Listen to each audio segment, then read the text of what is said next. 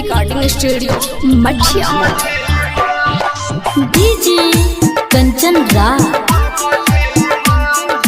नीम चौक चौसीमा वैशाली। रोता दिलवा खुली कबजी हो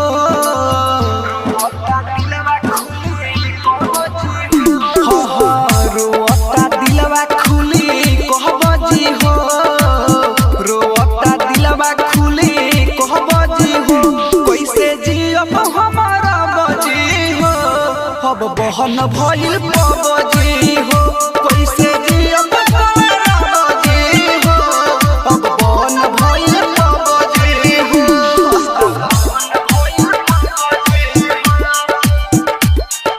mix by DJ Kanchan Raj Hajipur Vaishali.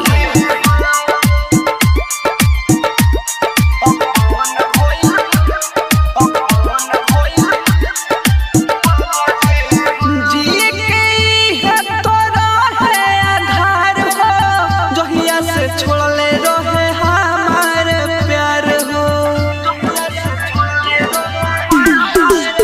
जिए के है तोरा है आधार हो जहिया से छोड़ले रहे हमार प्यार हो टूट गइल दिल फेर वह बजी हो टूट गइल दिल फेर वह बजी हो कैसे जियब बोला बजी हो अब बहन भइल पबजी हो कैसे जियब बोला बजी हो अब बहन भइल पबजी हो। Mix by Pallavi recording studio मछिया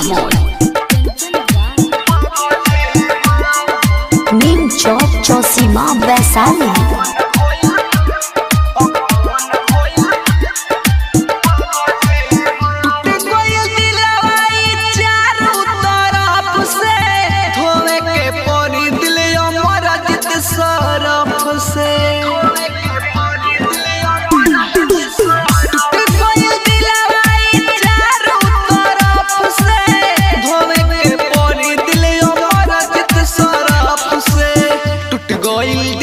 सपना सोहबजी हो टूट गइल दी के सपना सोहबजी हो कैसे जियब बोला बजी हो अब बहन भइल पबजी हो